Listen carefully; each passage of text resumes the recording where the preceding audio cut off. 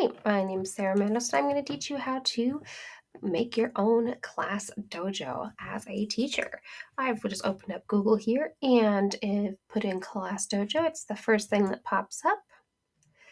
I already have a sign in, but if you don't have one yet, it's super simple. You just go down here and it says sign up as a and click on teacher.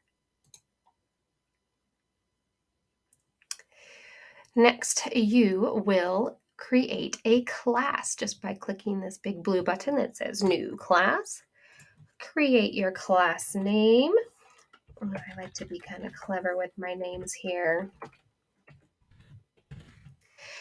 Select the year you are grading that year, and then you have the option for the sharing points.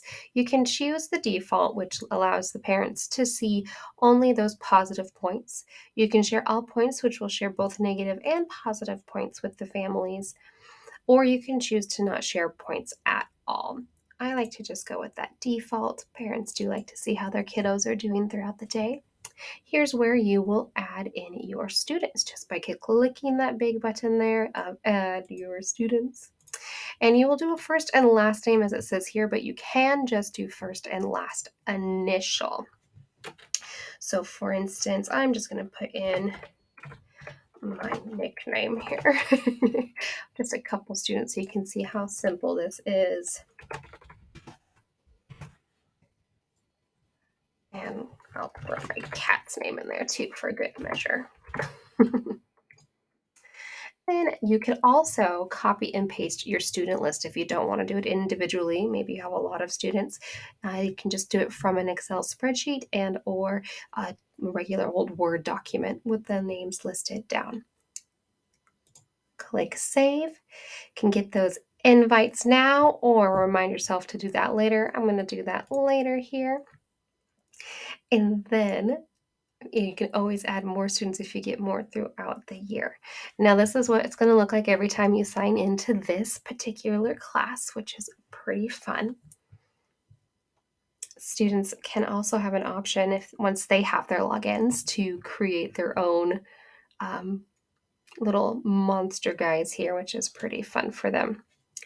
You have the option of creating different groups to your class for table teams or teams in a game that you play regularly.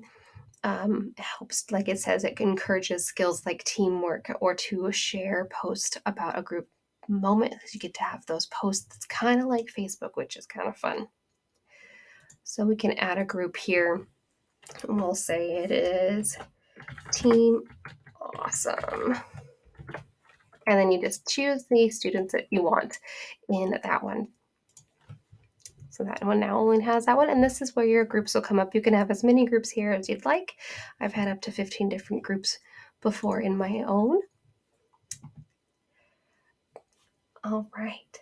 Some of the other features that you can do on here, you'll notice there are the little circles, bubbles next to the names currently have a 0 on here, as well as next to the whole class. When you click on either a student or the whole class, that feedback pops up here. When you click the whole class, it'll be every student that you have listed there. And you have those positive or need work. That needs work, you will have to add your own skills into there. It does not auto-generate those ones, but it does have some skills here to start off with for you. We'll say they all did a great job with teamwork. And you get that fun little ding. And the kids love hearing that and checking to see who got those points. The whole class, this is a great way of behavior management. You can have a goal of everybody getting to 300 points. And if they get there, then you get to have a class party or little fun desk pet or something like that.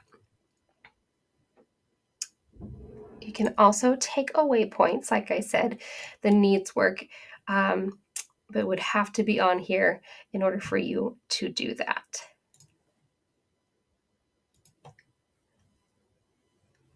Come back for part 2 for learning how to send messages to your families.